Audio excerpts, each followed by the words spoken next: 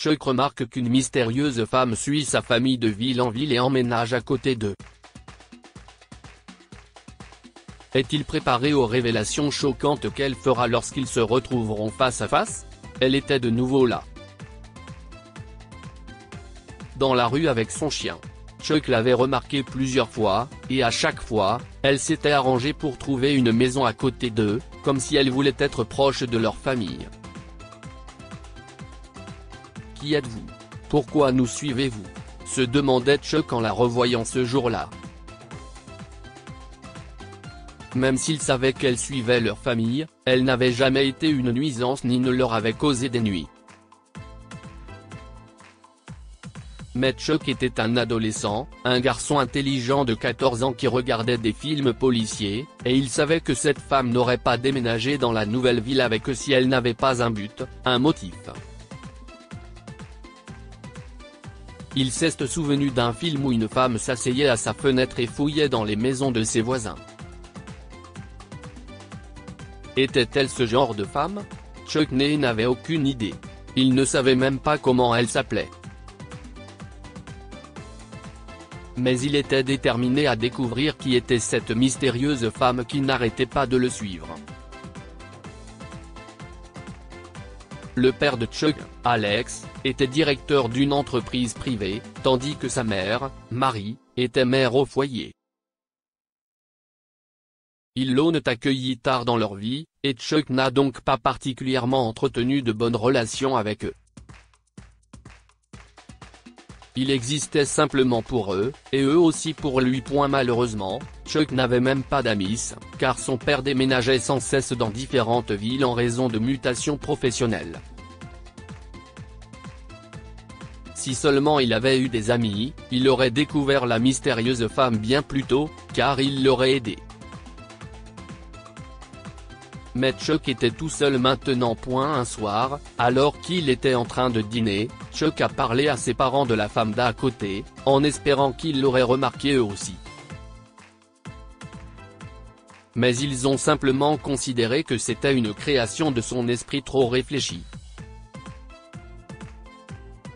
C'est pour ça que je te dis, chérie, qu'il faut que tu te fasses des amis, dit Mary en lui servant de la salade. Tu es toujours sur ton jeu vidéo, Chuck?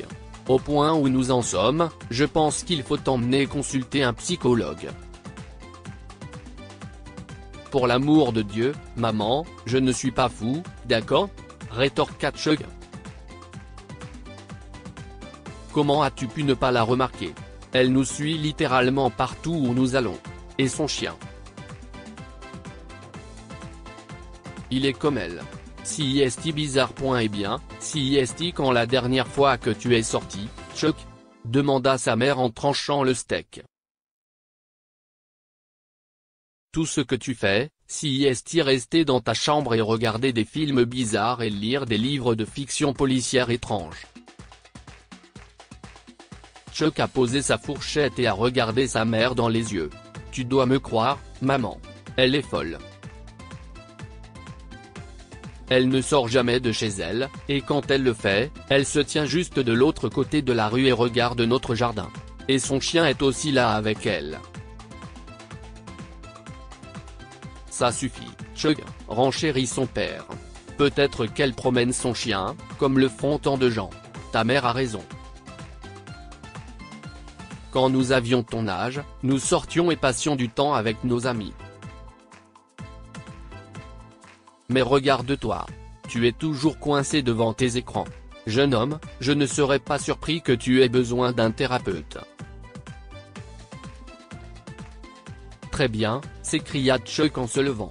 Si vous ne voulez pas me croire, ne me croyez pas. Mais si quelqu'un a besoin d'un thérapeute, c'est cette femme, pas moi. J'en ai fini ici. Je vais dans ma chambre. Chuck était vraiment bouleversé lorsqu'il est retourné dans sa chambre. Son père et sa mère avaient respectivement 50 et 49 ans, et ils ne le comprenaient manifestement pas. Il savait que cette femme les suivait partout. Comment pouvait-il convaincre ses parents de le croire? Ce week-end-là, Chuck et ses parents étaient occupés à ranger leur maison lorsque Chuck est tombé par hasard sur une enveloppe dans le placard de sa mère. Elle avait l'air assez vieille et était tachée d'un jaune sale. Chuck l'aurait jetée dans un coin sans scène préoccupé s'il n'avait pas découvert à l'intérieur une lettre signée conjointement par ses parents.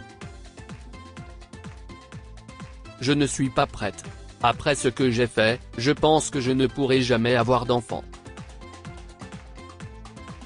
Je suis désolé, mon amour. S'il te plaît, pardonne-moi pour cela. Je t'aime et je veux être avec toi. Mais nous savons tous les deux que nous ne sommes pas faits pour être parents. Alice ne nous pardonnerait jamais. Elle préférerait nous détester toute sa vie. Et quelque part, nous le méritons. Mais je ne veux pas que nous gâchions notre vie à cause d'elle et maintenant. De moi. Marie. Chuck remarqua la signature de son père au bas de la lettre avec les mots « Je ne te quitterai jamais ». Chuck, tu peux venir m'aider dans la cuisine si tu as fini là-bas? Alors que Marie l'a appelé, Chuck a rapidement rangé la lettre dans sa poche et sorti de la chambre de ses parents en courant. Qui était Alice? Qu'est-ce ce que ses parents lui avaient fait, et pourquoi n'avait-il jamais parlé d'elle? L'esprit de Chuck était rempli de questions ce soir-là. Mais il savait qu'il ne pouvait rien demander à ses parents parce qu'ils ne lui diraient jamais la vérité s'il avait fait quelque chose de mal à Alice. Et d'après les mots de la lettre, il semblait qu'il avait fait quelque chose de très mal. Chuck garda la lettre cachée dans le tiroir de sa chambre pendant des jours, ne sachant pas quoi en faire.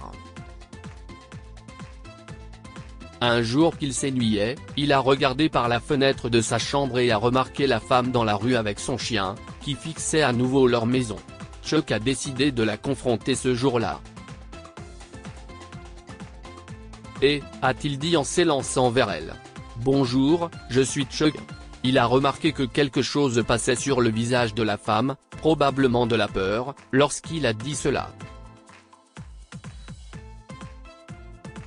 Bonjour, Chuck, a-t-elle bégayé. Écoutez, je sais que ça va vous paraître bizarre, mais je vous connais, dit-il.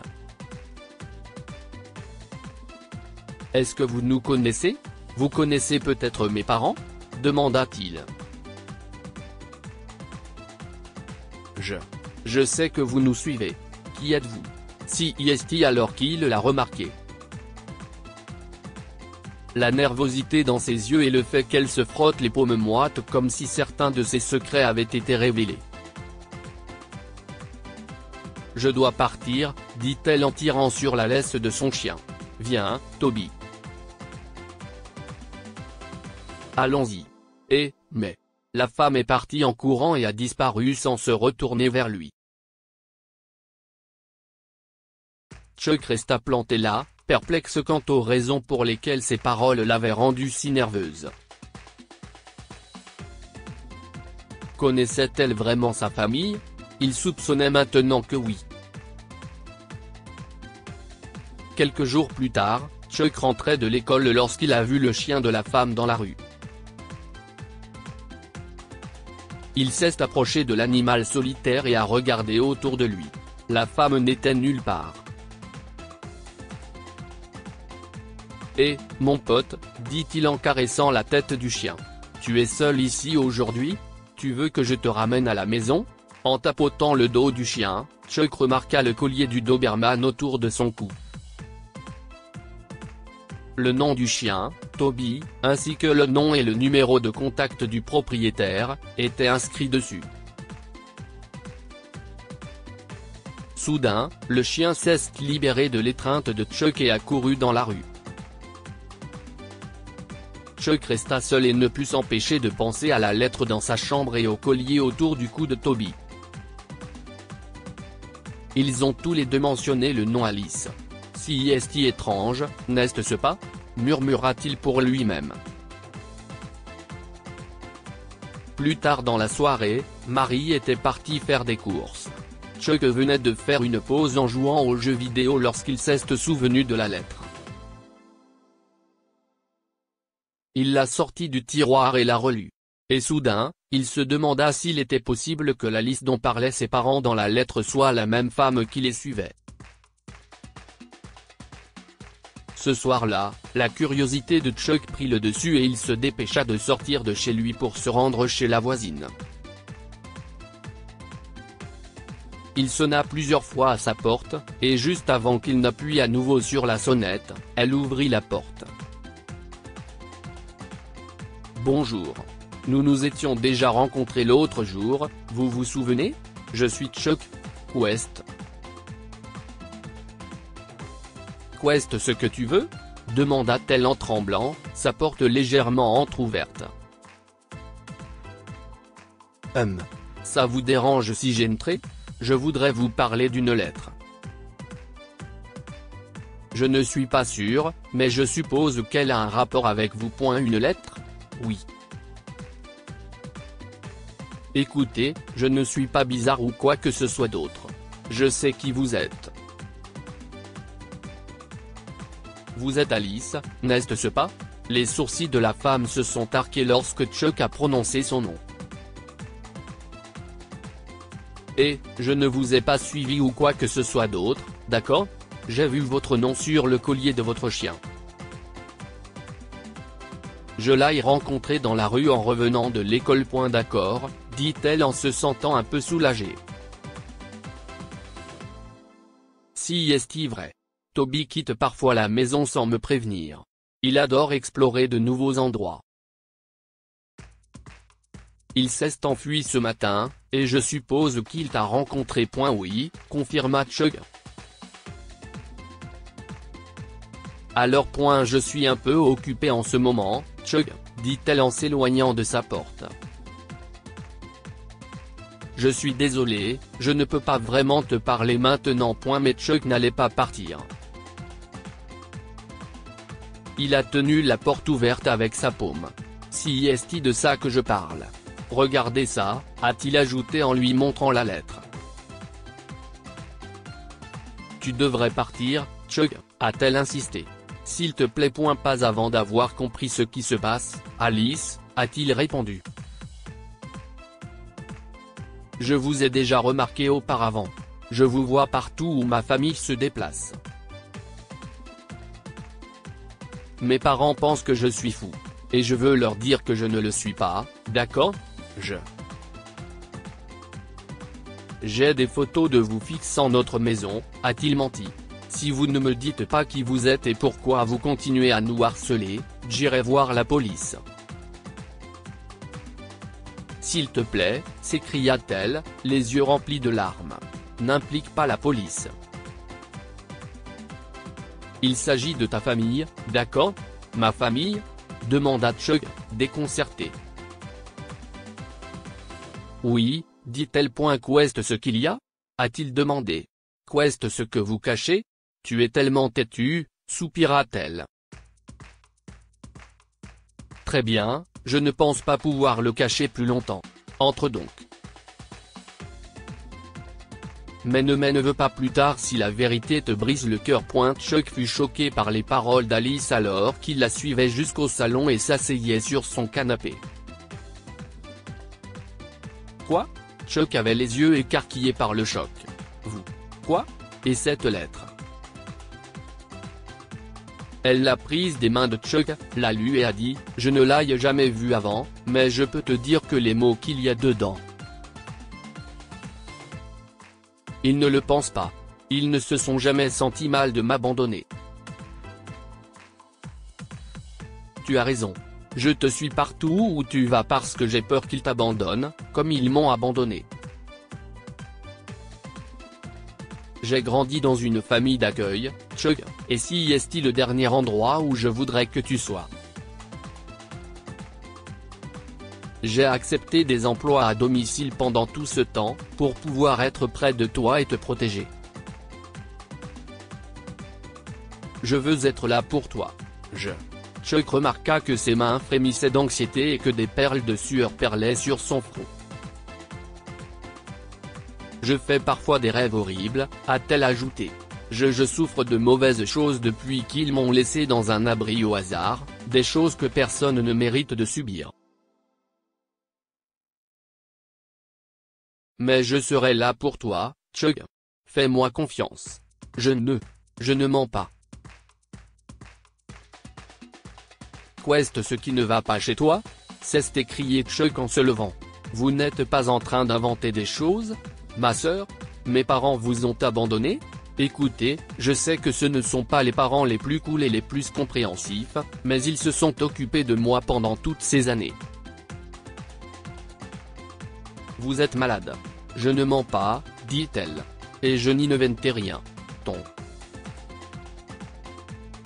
Je veux dire, notre père travaille pour une entreprise qui appartient à un de mes amis. Si est comme ça que je t'aille trouvé, et je ne savais pas jusqu'alors qu'il avait un deuxième enfant. N'as-tu pas lu dans la lettre qu'ils ont dit qu'ils ne voulaient pas être parents à nouveau? Je m'en vais, grommela Chuck en arrachant la lettre de sa prise et en s'éloignant. Il a entendu Alice lui dire que l'entreprise d'Alex avait l'intention de le licencier pour cause de réduction d'effectifs, mais Chuck a refusé de croire tout ce qu'elle disait. Il ne croyait pas que son ami était propriétaire de l'entreprise d'Alex ou qu'elle avait convaincu son ami de ne pas licencier Alex. Chuck ne voulait vraiment pas lui faire confiance, mais s'il fallait croire ses paroles, la lettre avait du sens. Une partie de lui souhaitait pouvoir confronter Alex et Marie et tout leur dire, mais Chuck n'a parlé à personne de sa rencontre avec Alice. Tout ce qu'il a fait, c'est rendre visite à Alice un soir et l'avertir de ne pas s'approcher de leur famille. Mais une semaine plus tard, le pire cauchemar de Chuck s'est réalisé. Ses parents l'ont fait asseoir et lui ont dit qu'ils le laissaient dans un refuge parce qu'Alex avait été renvoyé de son travail. Quand ton père et moi aurons réglé les choses et repris pied, nous te reprendrons. Il faudra que nous partions d'ici le plus vite possible, a dit Marie. Pourquoi me laisser ici? A demandé Chuck. Je peux venir avec vous. Vous aider. Non, tu ne peux pas, a déclaré Alex avec insistance. Chuck, nous ne pouvons pas nous permettre un autre billet d'avion. Nous avons acheté nos billets, et ta mère et moi prendrons l'avion jeudi matin. Nous avons demandé à un ami qui dirige un refuge de t'héberger. Oh vraiment? Chuck a haussé le sourcil, se rappelant les paroles d'Alice. Elle avait raison. Ils allaient le quitter et ne jamais revenir. Furieux, Chuck est entré en trombe dans la chambre de ses parents, fouillant dans leurs affaires pour trouver les billets d'avion. Il n'arrivait pas à croire que ses parents lui avaient menti sur la date de leur vol et sur la ville où ils déménageaient. Qu'est-ce ce que c'est? Demanda Chuck avec colère en tendant les billets. Vous prenez l'avion ce soir? Chuck, chérie. Eh bien, je vais m'assurer que vous ne le ferez pas. Marie avait à peine commencé à parler que Chuck est sorti de la maison en trombe avec les billets. Il a couru jusqu'à la maison d'Alice et a sonné à sa porte. Chuck, demanda-t-elle en ouvrant la porte. S'il te plaît, viens avec moi, a-t-il dit. J'ai besoin de ton aide. Est-ce que tout va bien? A-t-elle demandé. Non, non, ça ne va pas, a dit Chuck en larmes. Il m'abandonne, Alice. Tu avais raison pendant tout ce temps. Il ne se soucie pas de moi. Lorsque Chuck a montré les billets à Alice et lui a tout raconté, sa rage n'a plus connu de limite. Elle a confronté Alex et Marie et les a dénoncés à la police pour négligence envers les enfants. Aussi surpris qu'Alex et Marie, ils n'arrivaient pas à croire que leur fille se tenait devant eux, si audacieuse et si belle. Seules les personnes faibles fuient les problèmes, comme vous l'avez fait toutes les deux, siffla Alice. Je me doutais bien que cela allait arriver. Vous ne méritez pas d'être parent. Comment avez-vous pu faire ça? Alice, nous. Vous pouvez maintenant laisser la police s'occuper de vous pendant que je m'occupe de mon frère. Au revoir, maman et papa. Les années ont passé, et bien que Chuck n'ait aucune idée de l'endroit où se trouvent leurs parents, il est heureux de la vie que lui a donnée sa sœur. Il a appris plus tard que Marie avait écrit la lettre après avoir voulu quitter Alex. Il ne voulait pas d'enfant, et Marie avait découvert qu'elle attendait Chuck mais n'avait pas pu interrompre la grossesse en raison de complications. Alex lui a demandé de rester avec lui et a signé la lettre en promettant de ne jamais l'abandonner. Chuck a brûlé la lettre il y a longtemps parce qu'il ne voulait pas vivre dans le passé. C'est avec sa sœur qu'il a été le plus heureux. Alice est maintenant mariée et a elle-même une petite tribu d'enfants, mais son premier enfant sera toujours Chuck, qu'elle a aimé et élevé comme son propre fils. Que pouvons-nous apprendre de cette histoire? Le destin a d'étranges façons de nous réunir avec les personnes avec qui nous sommes censés être. Chuck et sa sœur, Alice, se sont retrouvés, bien que tardivement. Et leurs parents ont payé pour ce qu'ils avaient fait. Il y a parfois plus de choses qu'il n'y paraît. Chuck n'avait jamais imaginé que la femme étrange qu'il croyait harceler leur famille se révélerait être sa sœur. Partagez cette histoire avec vos amis. Elle pourrait égayer leur journée et les inspirer.